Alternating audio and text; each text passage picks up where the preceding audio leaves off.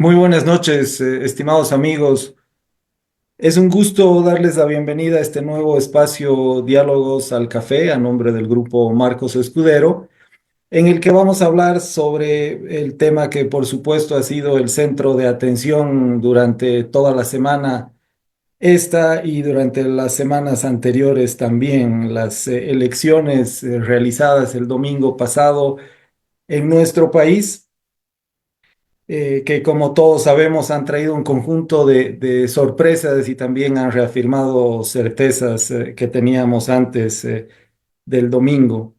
La noche de hoy vamos a tener un formato ligeramente distinto al formato que tradicionalmente empleamos porque vamos a tener un número más grande de participantes, esperando que esta sesión sirva para hacer un análisis entre todos de las elecciones del domingo y de sus resultados y de sus proyecciones hacia adelante.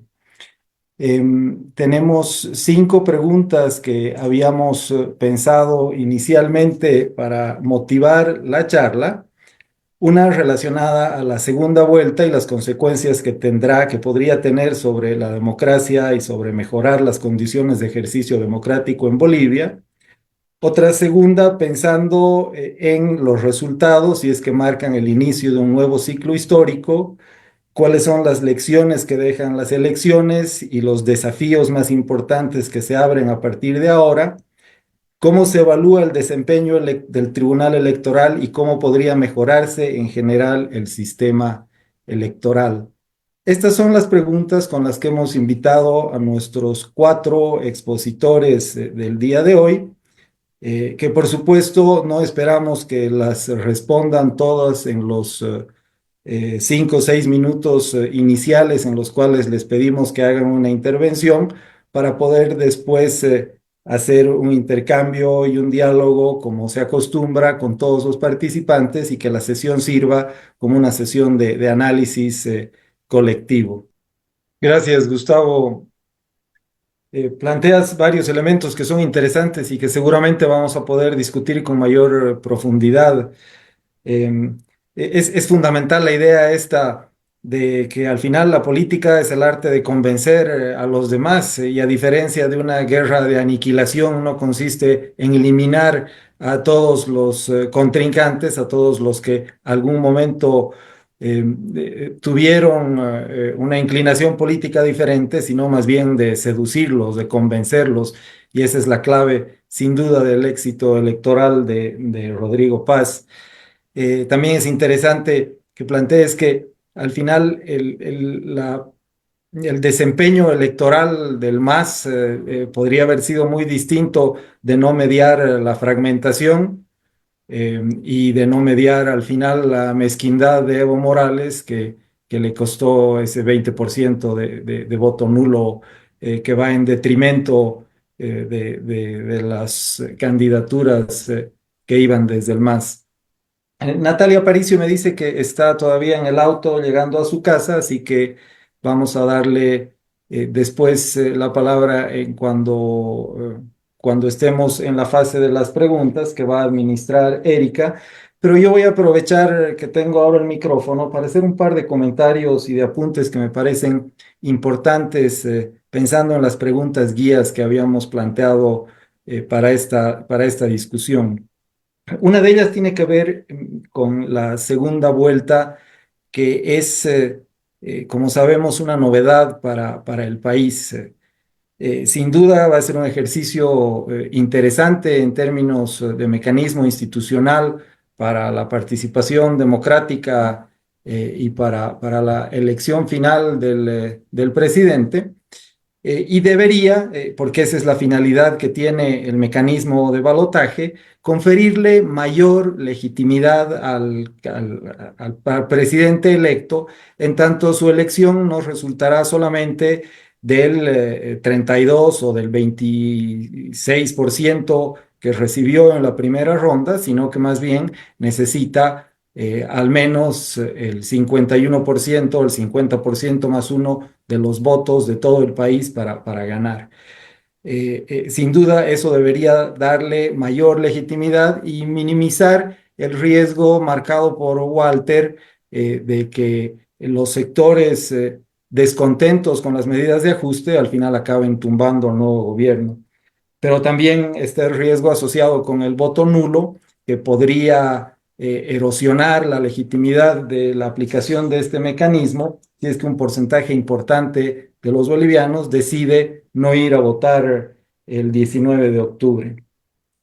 Me parece también importante la mención al cambio que ha planteado Gustavo, y que se combina con un cambio radical, pero que no es radical, sino apunta al centro, ¿no? Hay una migración de política del voto mayoritario en Bolivia, de uno de los extremos de la izquierda a una candidatura más de centro, que es la que ahora acumula mayor porcentaje de votos. Este es sin duda un dato importante y puede estar mostrando un país más moderado en términos políticos.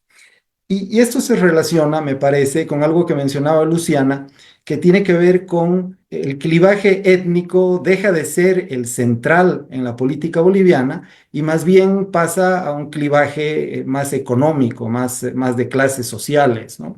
Clases sociales incluso dentro de lo que se puede entender como el movimiento indígena o dentro de las comunidades indígenas en el país. Entonces, lo étnico empieza a ser secundario y lo económico tiene un papel central. Estos son algunos apuntes que quería compartir a partir de las presentaciones iniciales. Lo que podemos hacer ahora, bajo la conducción de Erika, es pasar a una ronda inicial de preguntas y luego incluimos a nuestra cuarta panelista para que nos dé sus Ya puntos de está. vista. Entonces, Erika, si te parece, ¿sigues tú? ¿Cómo están? Buenas noches. Una Vale. disculpa a todos los que están aquí, que estaba volando, saliendo del trabajo. Y bueno, he estado escuchando las intervenciones también de los otros panelistas y coincido con muchos de los análisis. Creo que en estas elecciones, aunque las dos opciones que ahora se nos presenta para el balotaje y para la segunda vuelta tienen un claro discurso conservador y tienen un claro discurso más o menos de derecha, lo que se podría considerar, porque revisando sus planes de gobierno tienen una tendencia más liberal, ¿no? Entonces, me parece que a pesar de que tienen estos perfiles políticos, estos dos candidatos, estas dos opciones electorales que tenemos ahora, creo que lo que ha pasado ha sido un triunfo, digamos, del sector popular, ¿no? Que nos damos cuenta que el sector popular no necesariamente había estado completamente ligado al MAS, no había estado completamente ligado a los resabios del MAS, digamos, en este fraccionamiento, es decir, a Andrónico, a Eduardo, tampoco se ha decantado por el voto nulo completamente, ¿no? Entonces, creo que podemos ahí darnos cuenta la complejidad, ¿no? Del sector popular y que, por supuesto, el tipo de voto que persiste en nuestro país es un tipo de voto que es útil, un tipo de voto castigo, pero también un tipo de voto identitario. ¿Y por qué me refiero al tema identitario? ¿No? Creo que lo que las encuestas arrojaban era que la mayoría de las personas buscaban un cambio radical y creo que Edman Lara supo ser ese cambio radical que la gente estaba buscando y que no se podía ver, ¿no? Al final, cuando ya tienes la papeleta enfrente, dices, a ver, quiero un cambio, alguno nuevo acá. Y creo que eso ha venido a representar, ¿no? Y también siguiendo con este fenómeno global latinoamericano también del outsider, ¿no? Este outsider usualmente capta también los votos del centro, ¿no? Entonces, tenían un discurso, Rodrigo Paz tenía un discurso de ni la derecha ni la izquierda, Edman Lara tenía un discurso también de vamos a acabar con esta corrupción, un poco con lo que decía Vivian, ¿no? Es curioso que un ex policía haya ganado cuando la policía es una de las instituciones que tiene menor credibilidad, pero eso nos muestra cosas también, ¿no? O sea, volver a confiar en ese policía que fue sacado y que estuvo forzado a vender ropa usada en los mercados, ¿no? En el mercado del Torno aquí en Santa Cruz es donde se puso a vender y donde también empezó a hacer sus en vivos en TikTok, ¿no?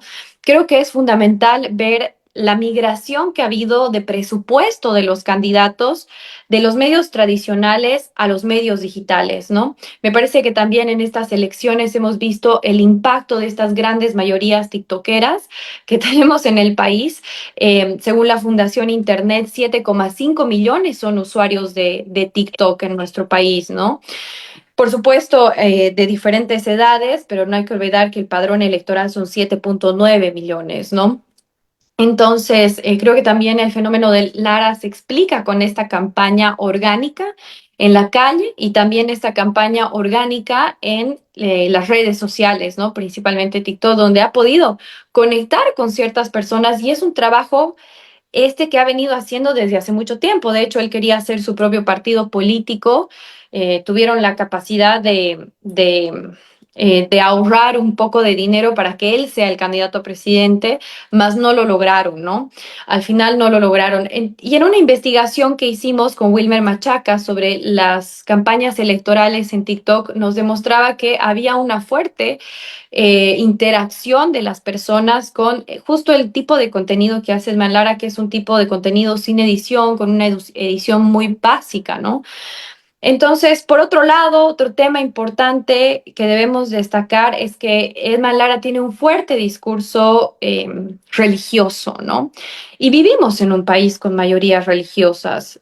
Según la Cancillería boliviana, el 70% es católico, el 14,5% es evangélico, el 2,5% es adventista, el 1,2% son mormones. Entonces, por supuesto, una persona que te está hablando, que va a quitar la corrupción, que te está hablando de Dios, ¿no? Cuando ha terminado de votar al salir de su recinto electoral, Lara dice que se haga la voluntad de Dios, ¿no? Entonces, hay estas cosas pequeñas que por supuesto han logrado a las personas sentirse identificadas, ¿no? El crecimiento de las iglesias evangélicas y cristianas en los últimos años en las zonas periurbanas, urbanas y rurales ha sido brutal, ¿no? Ha sido tan sencillo como alquilarse un cuartito, comprarse unas sillas de plástico, comprarse un micrófono y empezar una iglesia, ¿no? Que curiosamente estas iglesias ahora se han convertido en los pocos lugares de encuentro de las personas, en los pocos lugares de construcción de comunidad, ¿no?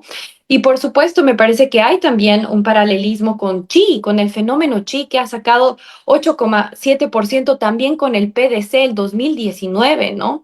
Entonces, justo en esta investigación sobre campañas electorales estudiamos el fenómeno Chi y el fenómeno Chi sí que tenía un fuerte discurso popular, sí que tenía un verdadero acercamiento, digamos, a los mercados, a las caseras, ¿no? Entonces, hay mucho de los símbolos, hay mucho de lo identitario que me parece que ha sido fundamental en los resultados que hemos tenido el domingo, ¿no? Que por supuesto nos han sorprendido a todos, ¿no? Y esto que planteaba Isaac Sandoval en Estado-Nación, que claro, habla sobre este conflicto étnico-estatal que todavía no han sabido resolverlo personajes como Samuel y Tuto, ¿no? Al no entender de que es necesario acercarse a estos otros grupos sociales, es necesario acercarse a lo popular, ¿no?